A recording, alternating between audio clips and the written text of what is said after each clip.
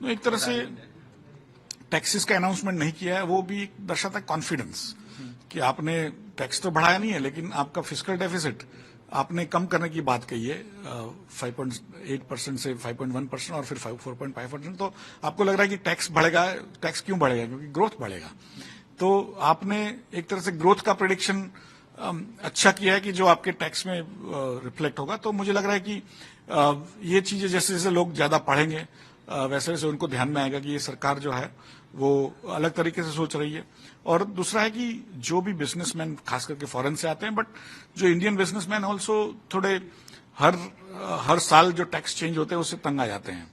तो एक consistent framework जो बन जाता है, जो डायरेक्ट टैक्स का भी और इनडायरेक्ट टैक्स का भी, तो उससे कईयों को एक्सपेक्टेशंस में अपने बजट बनाने में राहत मिलती है। तो मुझे लग रहा है कि वो चीज भी ध्यान में रखा गया कि ज्यादा टिंकरिंग जो पहले होता था वो न हो।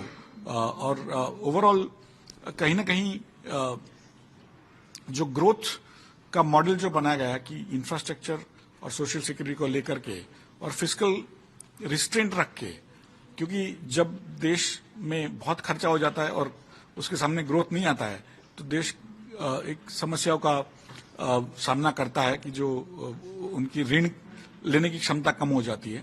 तो वो फिस्कल रिस्ट्रेंट रख के करेंगे तो मुझे लग रहा है कि आगे जाकर के ग्रोथ और उत्तरोत्तर बढ़ सकता है। हाँ सर, मार्केट के बारे में और मार्केट एक तो भारतीय बजट जो वोट ऑन अकाउंट था तो लोगों को उतना अपेक्षा भी नहीं थी कि यहाँ पे कुछ नया आएगा। बजट में कोई नए टैक्स नहीं डाले हैं तो उससे एक राहत तो सबके दिमाग में है।